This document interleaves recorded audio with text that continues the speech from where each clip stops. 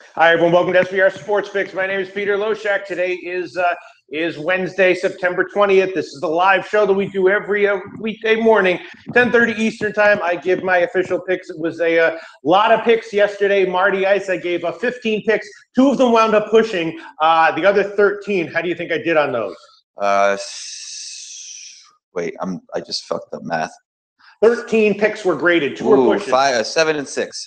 9 and 4. 9 and 4 is how we did. 9 and 4. So wound up a bunch of units yesterday. My overall record right now on the year in baseball in these shows, official picks, 53% over almost 600 picks, plus 12 units. ROI is plus 1.8%. And since I made that switch to the Yankees jersey on July 5th, 163 and 115, average line of minus 109, up 38 units, ROI plus 11.8%. That is since July 5th. There you go. Do another update. Want to write that one down? No, I'll just use the video of it. 163 wins, 115 losses, average line minus 109, plus 38.0 units, plus 11.8% ROI. That is since I made the switch for good luck to that Yankees jersey on July 5th. Hey, now I'm glad I did that. That was a right move, wasn't it? Man. Yes. I firmly believe in stuff like that. Holy crap! All right. So thankfully, and overall in the year, but of course you can't cherry pick. Overall in the year, the results are great. Plus 12 units, plus 1.8% ROI. That is from day one in MLB. All right, so yesterday was good. Of course, you know, with all these bets, sometimes you're right, sometimes you're wrong. We were wrong about on a 2-3 calls. Travis Wood had a good start, so that one was a loser, fading him with San Diego. But the St. Louis and Cincinnati pitchers both got hit hard as I expected, so that was a winner. And the Philly game went under, or no, the Phillies won again. I picked against the Dodgers, and finally, I had the balls to do that and cash with the big underdog with Philly winning. The under on that one pushed. The Yankees unders are the ones that cashed. I knew CC was going to have a good game. I knew CC was going to have a good start. Is that 2 in a row that the Phillies beat the Dodgers? They beat Kershaw the other day, right? Yeah, I think yes, that's right. Or is that's that right. 2 of 3? Yeah, I think it's 2 of 3 or something like that. But the Dodgers, the point, they won a game, but they're still up, wildly overvalued, as they are again today. We'll get to that in a second, but I knew CC was going to have a good start yesterday and had 2 cashes of that. So again, overall, 9 and 4 yesterday, up about 5 units or so, and up about 12 units on the year, plus 2% or 1.8% ROI. So everything's going pretty well in baseball. And today, full card, an interesting card, and there are there are a couple of very obvious plays, and then a whole bunch of plays that I'm liking in a lukewarm manner that I think I'm going to give out anyway. I will start with, you know, I haven't had that much time to look into college football too deeply, but I do have one play that I will give, actually 2 totals if the total hasn't moved yet. One I'm surprised by. I've just crunched in depth a few of these totals, but there's 2 that I found that I definitely bet and that I'm on. Again, sides that I've given so far: Alabama, I'm still liking that one. Cal, I am still liking that one. And Kansas, I'm feeling a little bit nervous about that one. That might have been the wrong side, but I did give that one out. Those are the 3 plays that I've given out so far. I also bet on my own account Louisville at 38.5 when it opened. Now it's up to 44, so that is too high for me to give as a play. Wish I had given that one out on the opener. But the 2 totals that I'm liking. Let's see. Army and Tulane is the first one on the under. I got it at 46.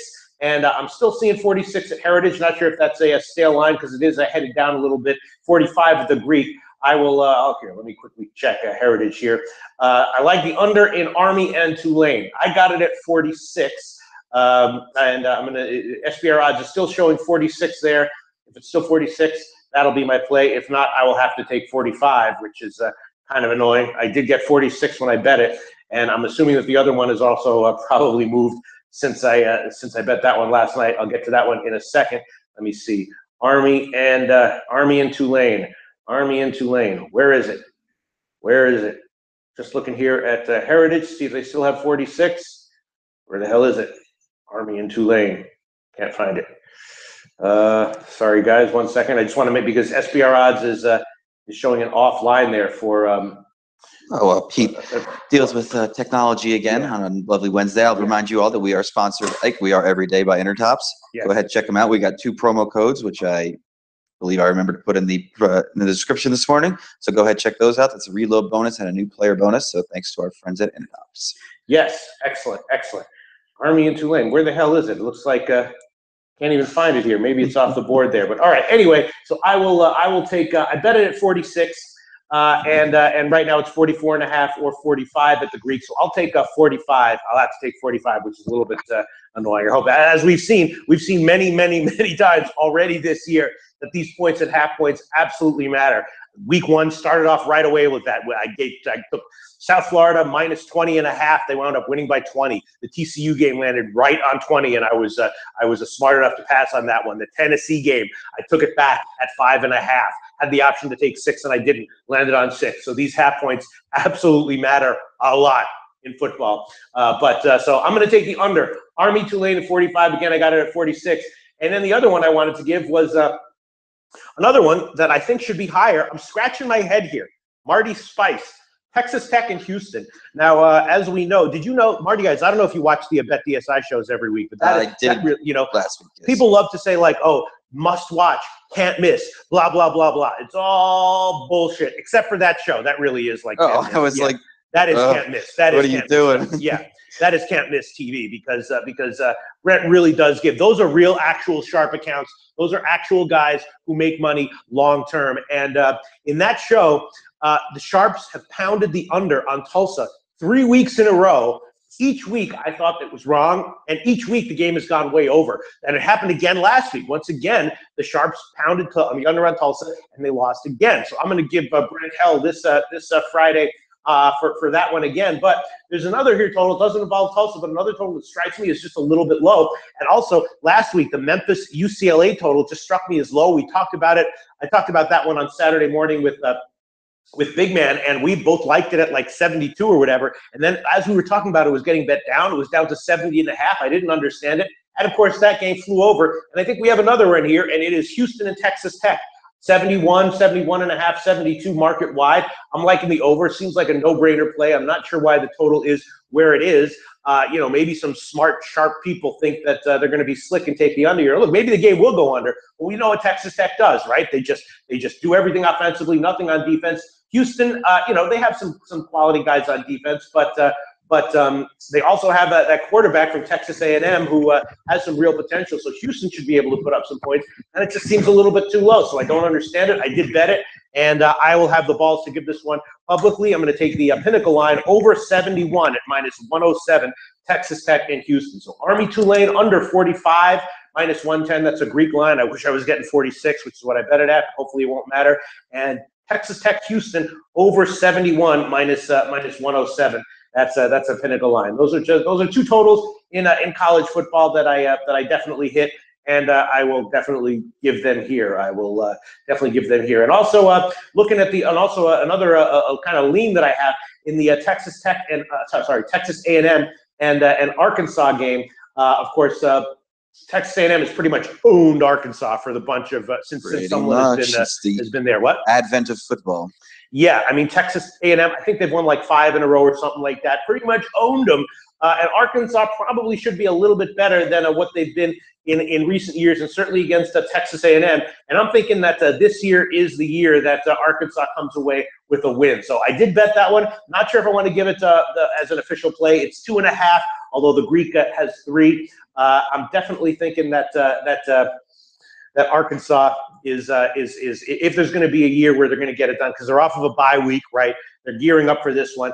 Texas A&M, I think, can be handled, and so I'm kind of like an Arkansas plus the 3 there. I'm not sure if I'm going to give it right now. I'm just going to hold off. Maybe I'll give it tomorrow, but I'm definitely leaning that way. The 2 totals I've given, and hopefully I'll have time to. I wanted to crunch all the college football totals yesterday, and I just plumb ran out of time. So I'm annoyed that happened, but I'm going to get to it as soon as I can. Hopefully today, and And I also did like Ball State. That line has moved though, so I'm not sure if I'm going to give that one. I got it at 9.5 on the opener. It's now 7.5. I'm thinking Georgia might be a good bet over Mississippi State. We'll look into all this, and I will have more official plays and picks. And I'm also thinking Florida might roll Kentucky.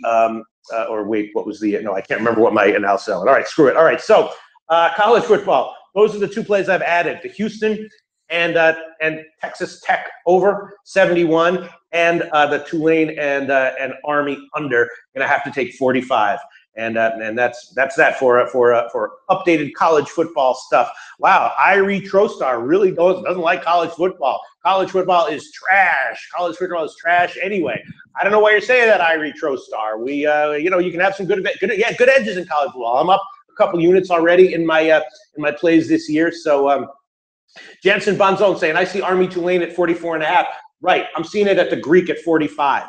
I'm assuming that's not a stale line, but I don't think that is. Should I check the Greek right now? Jansen Bonzone, I'm seeing 45 at the Greek. The Greek does often have intentionally off-market lines.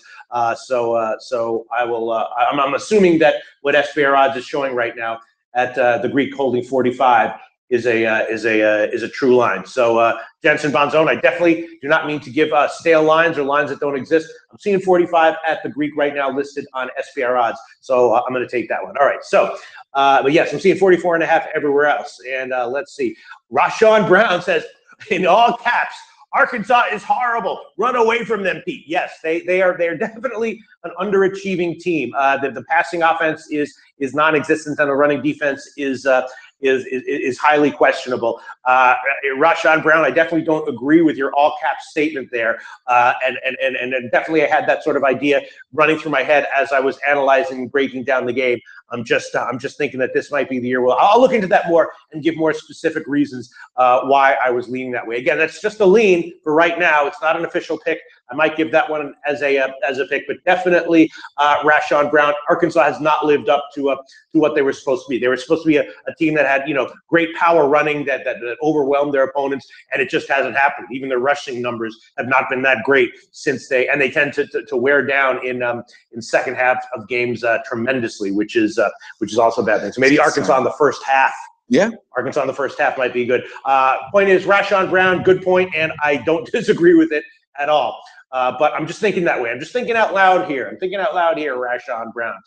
Sean Patrick Lallen says, Travis Wood took a shit on us yesterday. That is true. Travis Wood did take a shit on us, but we took a shit on St. Louis and Cincinnati. So as long as you are taking more shits than people are taking shits on you, that's all that matters. Yes, absolutely, though. Sean Patrick Lallen, Travis Wood took a shit on us yesterday, and yep, I had two losers with that one, and I did take the over in that game at 8, which pushed. Justin Paroli saying, F Travis Wood. Justin Paroli saying 2 days in a row that the no balls play of the day hits. Really? Did I? What was the no balls play yesterday? I did take Philly. I left my paper in the other room from yesterday. Yeah. The no ball. It wasn't. It was the first 5 inning, I think, right? I don't know. It wasn't Philly because I want to say St. Louis something. First 5. That one I had here. Let me just quickly check. What was the no balls play? Because I like to beat myself up whenever there is a no balls play that doesn't cash. But I'm trying to remember if there was one. The no balls play yesterday. I wound up giving most of the picks. Philly was a pick. I actually did give Philly, so that was a pick, and they did cash. Let me see. What was the no balls play? No, the Yankees game, I was all over that one. Cincinnati, St. Louis, all over that one. I don't know. Maybe Cleveland. That wasn't a no balls play. I don't know what the no balls play was, but yeah. And the point is, yesterday was a good day, and overall, yeah. Listen, as I've said, these low-hanging fruit plays, guys like Travis Wood, unexpectedly will have a turn of form. Yeah, look, these guys are not professional athletes by accident. Exactly. There you go. They're still better than anybody you've ever met at baseball. And they all have, except for like injured stars or veterans who are just at the tail end of the careers, they all have huge upside. Yeah, I agree. I absolutely agree. Yes. Except for like the one time where they don't have huge upside is when there's like a star who's injured and they're just throwing him out there because of his name. And Matt Harvey, maybe. Yes, Matt Harvey, or a veteran at the tail end of his career, and they're just throwing him out there for respect or whatever. So those are actually two circumstances where there is no upside. But if you're talking about a guy like Travis Wood, just some guy in the middle of his career who sucks, even he still has a big upside, which can show itself at any point, right? Mm-hmm. I mean, look, it takes time. I know I've used this example before, but R.A. Dickey, sometimes it takes time to get your shit together. Even like a guy like Steve Nash, he was nobody-ish, and then Steve Nash. Actually, R.A. Dickey is a great example because not only did he have a career resurgence, but then he had a second career resurgence this year. Yeah. So, he was on his way down this year, and you were thinking, all right, that's it for R.A. Dickey. Nice job, nice career, R.A. Dickey. And then all of a sudden, bam, he's back up, doing quite well again. Jay Happ, same thing happened. Yes, absolutely. Both on the Blue Jays at the time too. Right? Yes. What's going on up there? Irie Trostar saying Pete is a psychic of this MLB shit. No, I'm not a psychic of this MLB shit. I study it very carefully. I've been doing this for 15 years, so I know what I'm looking for, and I think I'm going to come out ahead more often than not. But no, I'm not a psychic. These are not locks. Sometimes Travis Wood will have a good start when I predict he'll have a bad start. Sometimes CC Sabathia will have a good start when I predict he'll have a good start. And hopefully my prediction will come out more better than not. Okay, Ron Fig. Wow, people just cannot stop talking about this Alabama Vandy game. I don't understand why. I brought that one up with Donnie Rightside on Monday, and he said he liked Alabama too. Ron Fig asked me about Vandy plus 18.5. No, Ron Fig, I'm on Alabama. Look, I'm quite surprised by how many people are not disagreeing with that. Normally, Alabama against anyone mediocre or worse, everyone's like, oh yeah, totally, they're going to destroy him. They're going to kill him. You know what I mean? Yeah. Even if it's like minus 30.5, like I don't care. Alabama's going to roll. But I'm surprised by how many people. Here we go. Nick Dial. Alabama will cover first half. Vandy will cover full game. Wow, I'm going to have to look at that. People really friggin' not buying Alabama here as a road favorite here. I can understand that, Nick Dial. In general, Alabama does tend to be a better bet on their first halves than the full games when they're a big favorite. So I might give that one. And that line, I'm guessing it'll probably wind up being over 10, but even still, probably going to be like, it won't be 14, that's for sure. No. Naeem25 saying Vandy won't score against Bama. That's entirely possible. We have some people predicting like a 17-3 result, which would result in that would be insane. I mean, look, stranger things have happened. Lou Skunt saying Bama is the play up to minus 21. That's how I'm feeling. Anything up to 21 and probably over 21 small value, but anything under 21 or 21 or under, I'm thinking that they're clearly the play. We shall see though.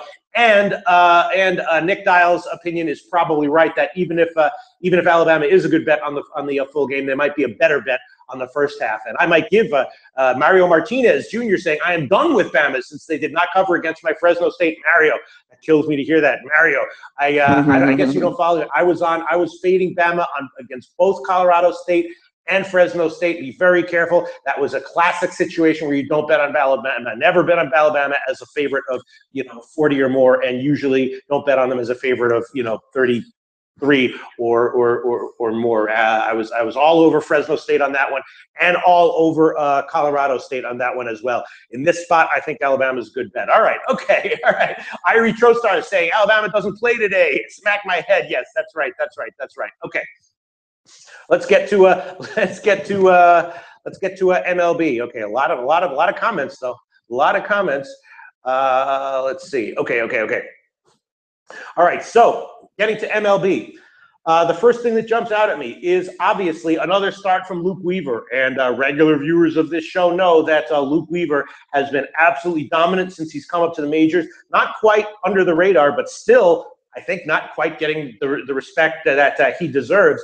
I jumped all over St. Louis on the -1 line on that one. Weaver doesn't usually throw a complete game. He usually goes 6 or 7 innings. And on the other side, it's rookie Davis, who has been very, very suspect in the majors and wasn't that inspiring in the minors either. So St. Louis on the first 5 innings is a very obvious play. Pretty much counts as low-hanging fruit. It is going to be a high line. Wow. minus 190, which is definitely up there, but probably worth a shot anyway. Let me see what the Pinnacle line is. I don't usually like to take these first 5 innings road favorite lines here, but this is a special case. Luke Weaver is a guy that I'm pretty much auto betting on in most situations. He's great, but I still don't think he's being given quite enough credit. And all right, I'll give it. St. Louis, first 5 innings, minus 190. This is also a spot where I might think about taking the minus a half line, which would be minus 130 at bookmaker and at UWager. So either one of those is probably good. I will stick with just in case rookie Davis does have a surprisingly good game and Weaver has gives up a run or two. I will give St. Louis on the first 5 innings minus 190 at Pinnacle. That's just to start. St. Louis also on the first 5 innings team total over might be worth a play as well, but I'll get to that in a second. First, just wanted to start off with St. Louis St. Louis on the first 5 innings minus 190, and I might give them as on the minus 1 play as well. I did bet that one on the overnight line. Then other games that jump out very obviously. Arizona and San Diego. Robbie Ray, again, since he got smacked on the head with that line drive, has been absolutely lights out, double digits of strikeouts game in and game out. And I'm not sure we're seeing any reason why he wouldn't do the same thing here today. Dinelson Lamet on the other side has also been very good. Some control issues, but other than that, been very reliable. Usually gives up a run or two, but not much more than that. So the under, I did bet the under on that game, 7.5, and I also would be thinking that the first 5 innings under might be even better. It is 4, and 4 minus 120. Let's see if Pinnacle has a better line than that. San Diego and Arizona first 5 innings under. Where is it? Yeah, minus 117. All right, I'll give it. I don't like to give these first 5 inning under 4s that much, but again, I'll do it in this case. Robbie Ray, the question is just how long will this awesomeness continue? I don't really know. It's an educated guess as of right now. And much like the Travis Wood start yesterday, it's entirely possible that Robbie Ray struggles a little bit here. Wouldn't be unthinkable if Dinelson Lamet also unexpectedly gets lit up. So this is cutting it close, but I will take it. Both Ray and Lamet looking very good right now, and I will take the first 5 innings under 4 in Arizona, San Diego. So that's a second pick. Then it is a bunch of days here. We've got the Bartolo Colon day, which there wasn't an overnight line on that one, so I might not have anything to say about that game. It is also though. Let's see, what other days are there? It's Ricky Nolasco day. It is Wade Miley day. It's Matt Moore day. All those guys are looking very favorable right now. Let's start, I guess, with Wade Miley. Now, Wade Miley was a little bit better in some of his recent starts, but his last start he got absolutely crushed. And I'm thinking he's going to be vulnerable here again. Chris Sale, as I have said, Marty Ice, you probably would remember this in this show. I've said multiple times that Chris Sale has a history of fading in the second half at times. Remember me saying that in these shows? I don't remember you saying that. Or maybe you just know that yourself. Yeah. Maybe I said that myself. No, I said maybe you know that yourself. Chris Sale does have a history of at times fading in the second half. We're seeing that right now. It's not that he's like a bad starter right now, but half of his starts are lights out dominant, and half of his starts, he's given up some runs. He's given up some home runs. His strikeouts are still up, but he's given up home runs. So that's a tricky game. I think the best bet, though, is to bet on Miley to get hit. I did take a small shot with the over 8 on the overnight line because Sale, again, might give up a few runs here. It is 8 minus 115 at Heritage, but I think that Boston, just to hit Wade Miley, simple play there is probably a decent shot. So I think I will look at the old first 5 innings team total over on this one for Boston. The full game over is 5, and the first 5 innings team total over is 2.5, just minus 107 for Boston. I would much rather be getting 2 at a big favorite line, but I'll take 2.5 minus 107. Wade Miley, just iffy, start in and start out, and Wade Miley could pull a Travis Wood and have a good start here. Again, if that happens, it's par for the course in baseball, but I think it's a nice percentage play betting on Miley to struggle again. So that's another play. Boston, first 5 innings, team total over 2.5 minus 107, and Boston on the full game team total over at 5 is probably also worth a play. Then there are 2 other second half plays that I'm looking at as big underdogs that I think have value. One of them is the Baltimore line. We'll get to that in a second, but the one I think has a little bit more value is Philly. Now, Philly is once again a huge underdog to the Dodgers. I mean, it's amazing how the market works, right?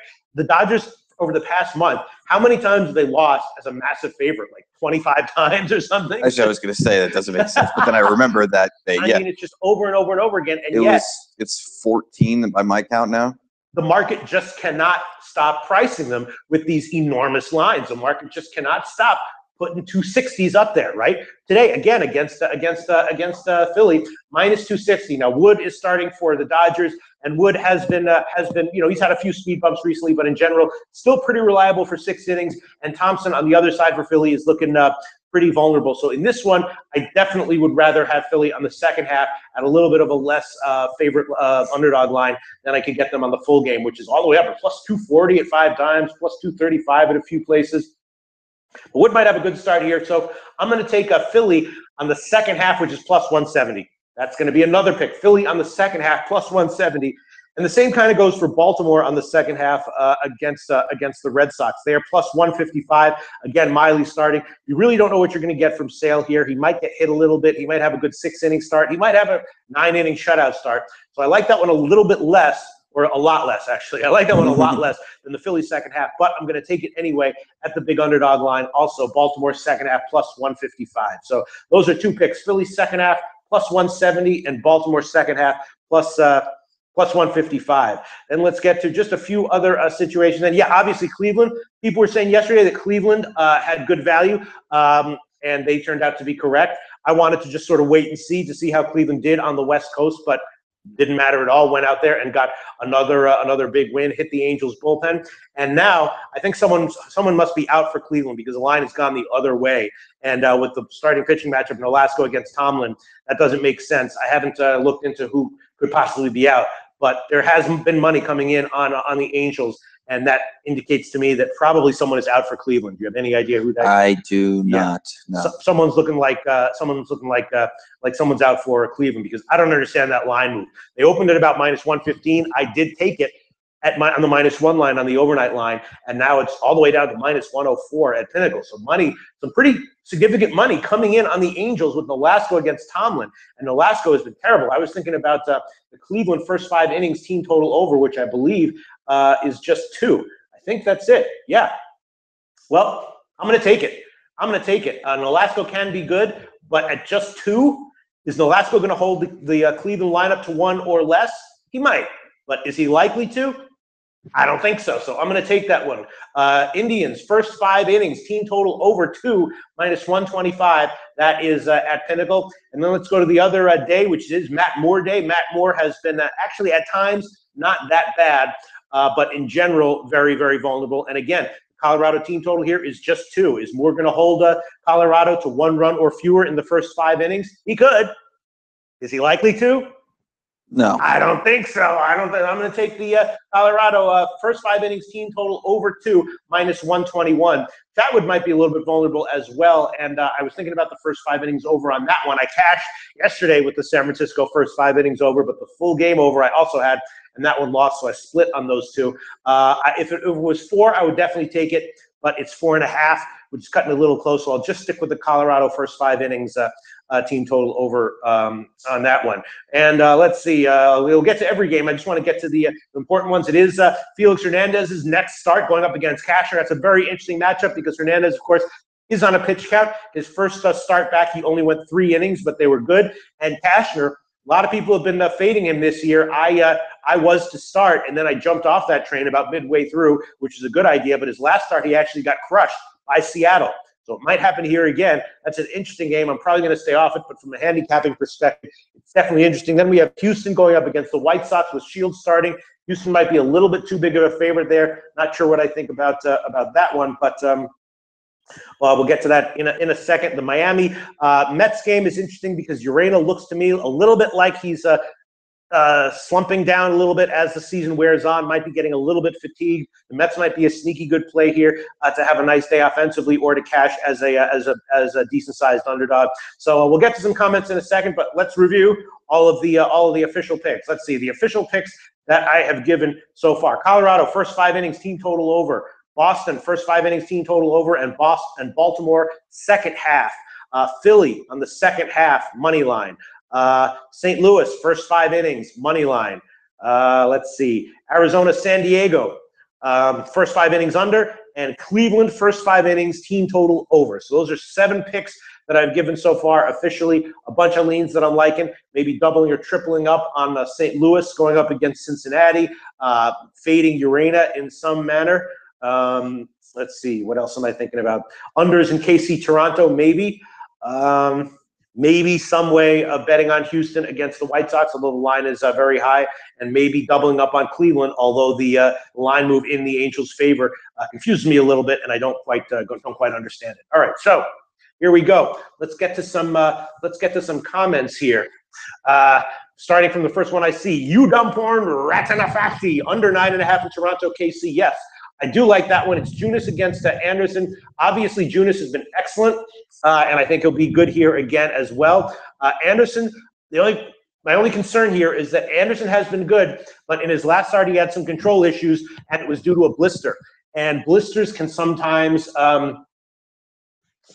maintain their they can lurk there, and pitchers can try to pitch through them too quickly.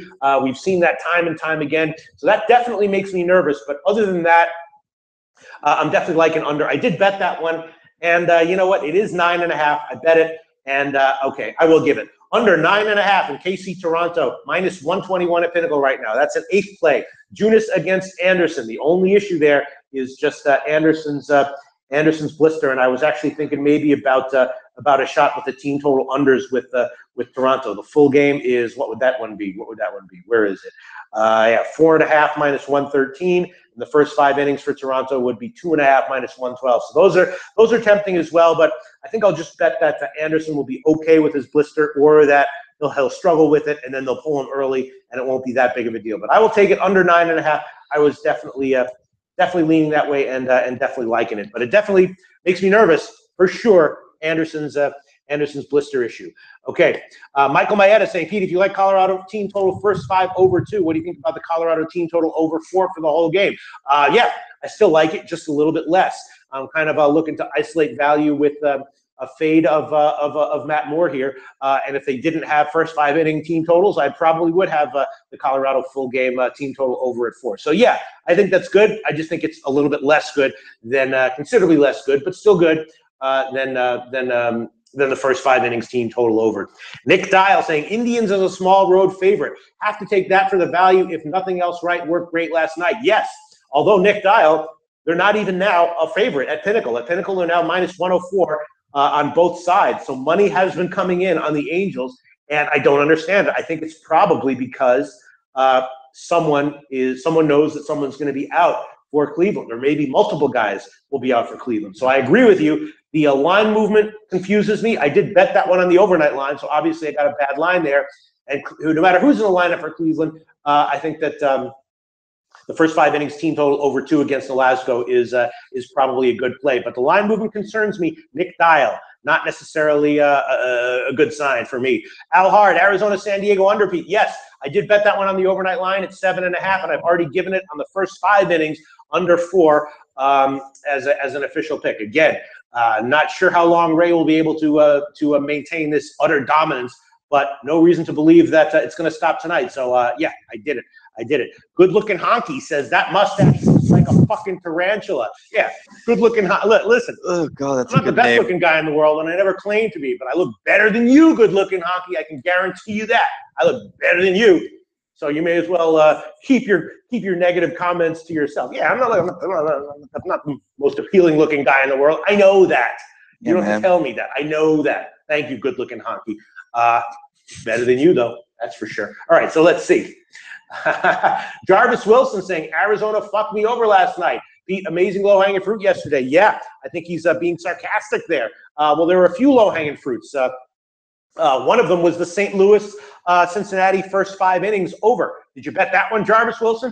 Yeah, these low-hanging fruits do not, as I've said every single time, they are not locks. They do not win anywhere close to 100% of the time. I would estimate maybe 60%. Maybe, as far as an ROI is concerned, minus 110s adjusted for the odds.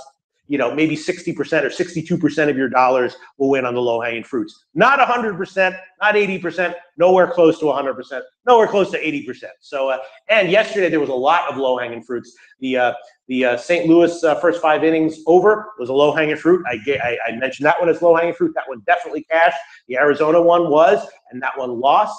But was there any other low-hanging fruit from yesterday? No, I think there were just those two. I think there were just 2 low-hanging fruit plays yesterday, and they went 1-1. It's going to happen. Yep, Jarvis Wilson. It is going to happen. All right. Okay. All right. Okay. Good-looking hockey saying, I like you, man. LOL. Just kidding. Yes, I know. He also claimed to be in porn. What? Are you a fluffer? Am I a fluffer? No, I'm asking him. Oh, okay. No, I know you're just kidding. Good looking hockey. I love those comments because it gives me an opportunity to hit back in a comedic way. All right. Eric Swell saying, are we going to discuss college ball this morning, Pete? I don't know. Are we going to get here on time? In the morning shows, Eric Swells, we discussed college football for the first like 10 minutes of the show, and a few people were like, I'm leaving. I'm coming back when you're talking about baseball. Look, again, I've said over and over again in this show that I wish I had 2 heads so that I had 2 mouths so I could talk about 2 things at the same time. You can only talk about one thing at a time. Yes, Eric Swells, we discussed college football in the first 10 minutes of the show. I gave out a couple of picks, and you can watch the replay and get all that if you want to after this. Right now we are on MLB right now. Okay, and I'm going to some Eric Swells saying, "Oops, sorry." Yes, no, I'm just kidding around, Eric Swells. I thought that was I just I don't mean anything truly bad with any of my negative comments here. All right, let's see. Looking for other questions about MLB. UW Retina Fact, asked about over 8.5 in Milwaukee, Pittsburgh. I've had a great read on Pittsburgh in general this year, and I had them on the under yesterday. I cashed on that one. Today, though, there was no overnight line, and the starting pitching matchup is this guy Wilkerson against Brault. I would not be leaning over here. Thinking about the under, but Wilkerson is a youngster who's coming up. He was not bad in the minors, had some decent minor league numbers, so it's a little bit iffy. Don't really know what you're going to get from him here. I would be leaning under again, UW and Retina Facti, but I'm going to have to look into it a little bit more. There was no overnight line there. I was actually thinking about taking. I was thinking about giving the under if it was 9, but it's not 9. It's close, but it's not. So that's a tough one. But no, my initial instinct, having not crunched the numbers on that game yet, is again leaning to the under. The over makes me nervous. Both starting pitchers are have some nice upside and should be okay. But again, Wilkerson, very, very green. Don't know what we're going to get from him here. Okay, let's see. Xavier Thomas asking about Cubs Tampa Bay. That's a really tough one, Xavier Thomas, because Lester has clearly been having some issues recently, although he's pitched around it. But at some point, that's probably going to come back to bite him. So Lester is a bit of an unknown quantity, and Snell is a bit of an unknown quantity in a good way.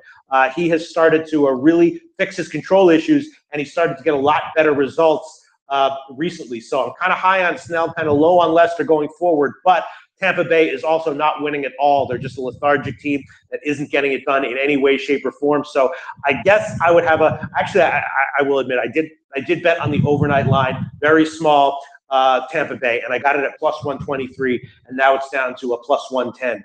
The Tampa Bay is not winning. Snell could easily have control issues crop up at any time, and Lester, for all of his control issues that he's had recently, is still a very reliable veteran who knows how to get out of it and who knows how to get out of situations and has done well recently despite his control issues. So that's a tough one. At plus 110, I don't know about that. I did take a small shot with Tampa Bay as a small home dog, though. I wouldn't be giving him here, though. So that's my take on that game. As far as a pick in this show is concerned, I'm going to stay way off it because too many unknowns and not necessarily in a good way. All right, let's see. Other questions here. Looking for some other questions. Justin Paroli saying Tomlin is sketchy. Yes, I mean, he's had some good results recently. In general, he's had some good results. He is a little bit sketchy, but not as sketchy as Nolasco. Nolasco is sketchy and hasn't had good results. Tomlin is sketchy and has had good results. So I got to be leading Cleveland again. But again, the line move in favor of the Angels doesn't make sense to me and makes me nervous. All right. Darryl Lyles asking about the Marlins with Urena. John Owusu saying Marlins minus 1.5. Should I trust them? My sense on that game is no. My sense on that game is that the Mets are the play. I did bet that one on the overnight line. I got it at about plus 1 50. I forgot what line I actually got.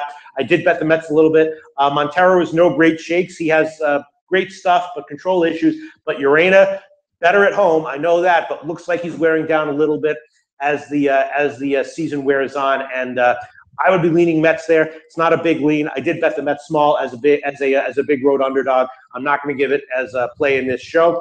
But my sense on that game is that Urena is a little bit shaky as we get to the end of September here. I could be totally wrong. Urena could easily come in and have 6 strong innings, 1 run. Montero comes in, gives up a few runs as he always does, and Miami heads into the later innings up 4-1, and they wind up cashing. But at the current line, I wouldn't take it, and I did bet the Mets small as a road underdog. Again, I could be wrong there. These are tough games, very, very tight lines that you guys are asking about. So yeah. Irie Trostar, Baltimore is a good dog. Yes, I like him on the second half. Michael Maeda saying Loshak runs the table and goes undefeated today. I hope so. I've got a bunch of picks, though. Really hard to go undefeated when you give like 8 or 10 picks. But Michael Maeda also saying Sale is a bitch in September historically, I think. Yes, Sale has had second half problems before in his career, and looks like he's having them now. He's not a bad start he's not due for a bad start every time out, but it's about half and half. Half the time he's classic Sale, half the time he's having a mediocre start, and I think those are the percentages that we should expect from him here on out. John Owusu asking about Texas against King Felix. Yeah, that's it. Look, I'm passing on that one because I don't. That's one that I'm passing on, and I didn't bet on the overnight. I'm passing on the Tampa Bay game, and I did bet them as an underdog. I'm passing on the Mets game, but I did bet the Mets as an underdog. The Texas-Seattle game, I'm passing, and I did not bet that one on the overnight line. And I don't think I'm going to bet it because it's just too many unknowns. What are you going to get from Hernandez? He's only going to give 60 or 70 pitches in this start. He's facing Texas for the second time in a row. Texas seeing him for the second time in a row. Cashner is seeing Seattle for the second time in a row. Cashner's been good all year long, but his last start, he got crushed.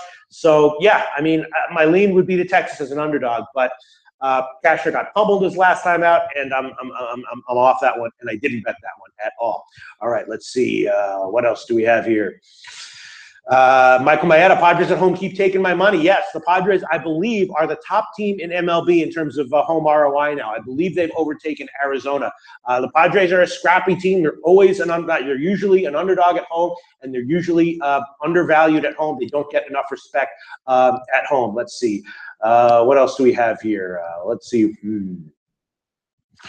All right, there we go. Yeah, now we're getting back to the part of the chat where everyone was talking about Alabama. Let's see. Colin Keenan saying fade Cologne. Yeah, there was no overnight line on that one, so I have not had time to break down the numbers on that game. So it's going to be a pass here. Gosh, the Yankees are minus 300. Cologne probably gets hit. Probably the Yankees hit him a bit. And maybe the Yankees on the first 5 innings team total over is worth a shot if that line is up yet, which I'm not seeing here right now. But yeah, that game I'm just going to have to pass on because I didn't have time to because there was no overnight line and I haven't looked at it. All right, let's see. All right, we're getting up on 45 minutes here. Yeah, people are asking about the Michigan-Purdue game. I asked Donnie Rightside about that because it's the hardest game to figure out on the on the card. Obviously, Purdue has been wildly undervalued for the first 3 games in a row. Does that mean that they're the new Washington State this year? Not ready to say that. Michigan is a young team with with some youth on them, but they do have that talent. I don't know. I'm going to look into that a little bit more. My initial thought is probably go with Purdue, but I don't know, and I certainly haven't bet that one yet, and it's definitely a game that I'm going to be asking everyone I can before I actually make a decision or a bet on. But yeah, Steve from collegefootballwinning.com picked against Purdue last week and was way wrong. Steve from collegefootballwinning.com, a classic example of a guy who is very smart, going on the record publicly with a majorly contrarian, harshly I'm smart in this situation pick, and was just way off. I love Steve, but he was off on that one. Purdue might be for real this year, at least as far as line value is concerned. Okay, there you go. What? Well, for real, but for real on line value. Line value, right. Not talking about for real like they're going to. Yeah, Michigan's tough. I mean, that's my team, so I know most about that. And their offense is not. Yes. So this just doesn't inspire any confidence whatsoever. And their defense, just as it's been for the many seasons now, cannot hold them up forever. Purdue, you mean? Michigan. Yeah, Michigan. Right. Sorry, I just got distracted. Irie Trostar saying, Pete, how you like betting overnight line without seeing a lineup come out? I don't know what you're talking about, Irie Trostar. Well, betting overnight MLB lines without lineups being released yet. Without a lineup come out. Okay. That is a good question. I assume that's what he meant. Yes. How you like betting overnight lines? That is a good question, actually. I never even thought about that. The short answer to that is that you can assume most of who's going to be in the lineups. There are some lineup surprises, and then that changes things. And definitely, in the back of my mind, in every bet, I'm thinking, all right, if there are lineup surprises, how will this change things? So what that means is, if I'm betting an under, then I'm probably okay with it, because if a big bat is out, the line will probably just go down. If I'm betting an over, I'm thinking, if a big bat is out, how's that going to affect it? For example, against Nolasco, if someone's out for Cleveland here, does that? I still think whoever's in there, they're going to hit Nolasco.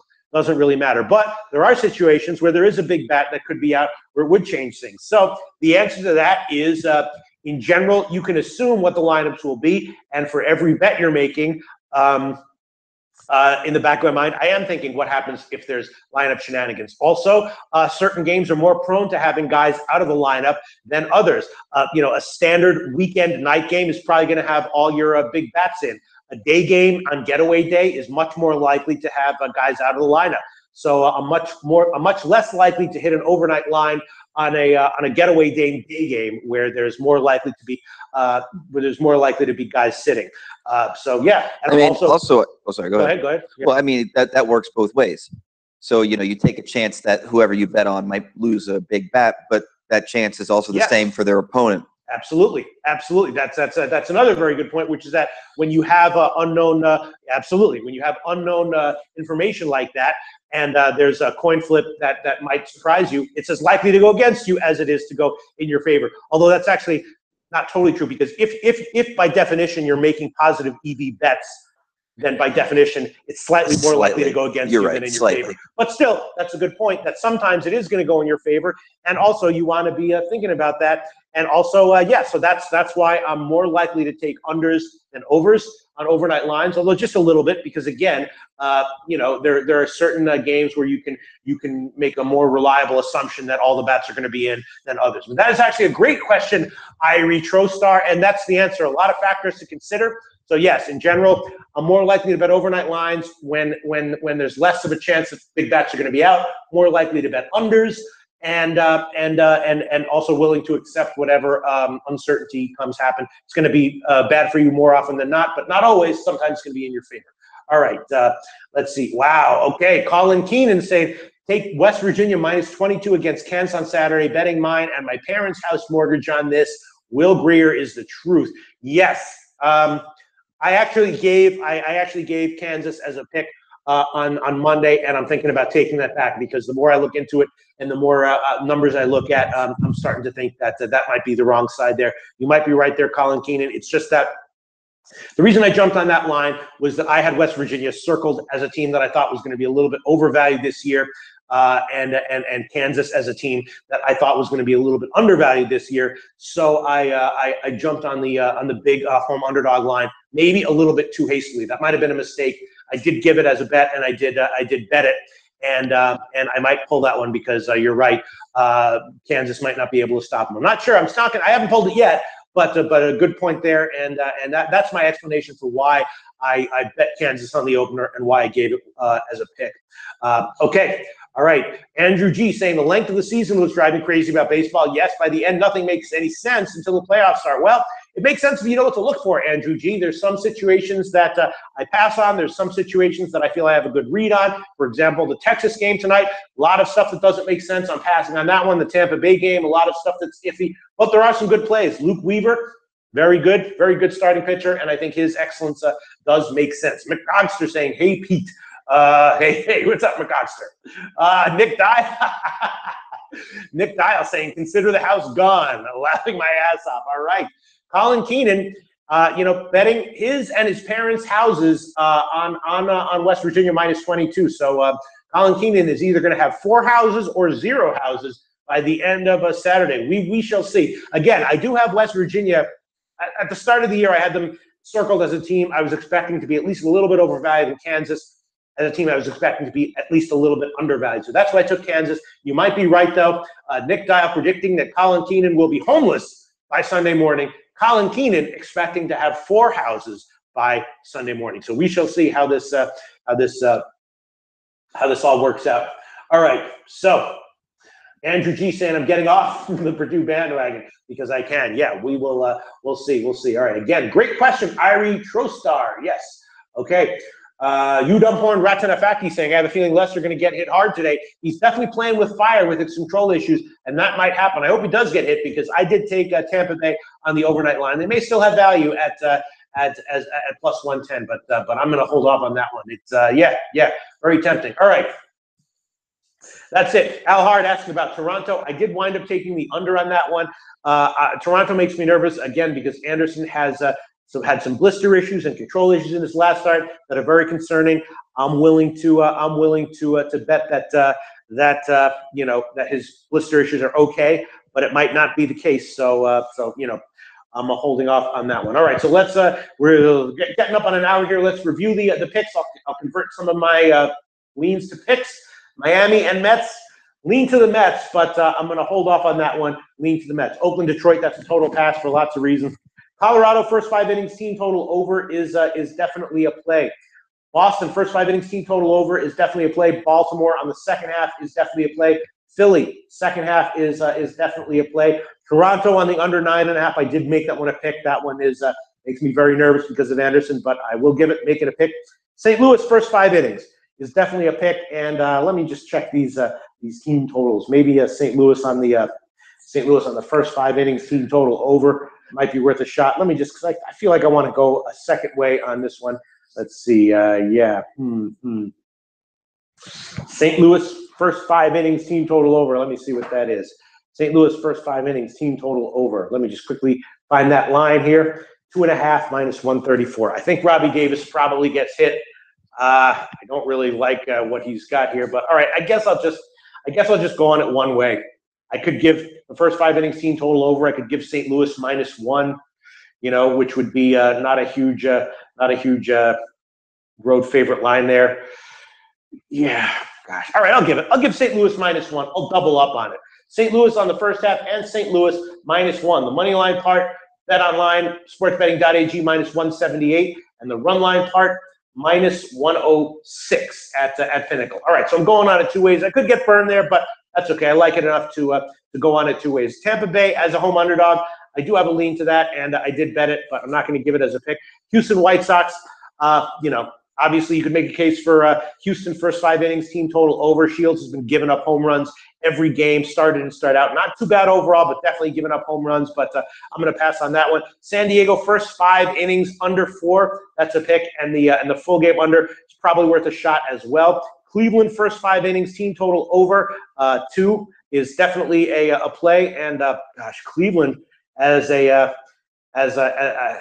Cleveland -1 is looking very tempting. I don't understand the line movement in the Angels' favor, but I'll hold off on that one. That one I'll hold off on. We'll check it out. The Angels still have Trout and a good bullpen, so I'll hold off on that one. So that's it. So I think I got 9 picks, 9 official picks, right? What are they? Colorado, first 5 innings, team total over. Boston, first 5 innings, team total over. Baltimore, second half money line. Philly, second half money line. KC, Toronto, under. St. Louis, first 5 innings money line, and St. Louis -1 on the full game. Arizona, San Diego, first 5 innings under, and Cleveland, first 5 innings, team total over at 2. All right, 9 plays. Could have given about 4 or 5 other plays as leans and converted them to picks, but I'll hold off on that for now, on all of those for now. We'll see how the leans do, but you know what they are. And 9 picks in MLB for today, doing well overall. A bunch of college football totals that I added. Hopefully today I'll have time to crunch the entire college football totals board and be able to come back tomorrow with some more college football plays. But I'm definitely liking the over in that Houston-Texas Tech game. Definitely liking the under in the Navy game. The Army Tulane game. Although it's creeping down. I got 46, now 44.5. I took 45 with the Greek, and if it gets too much lower, I'd be off it. But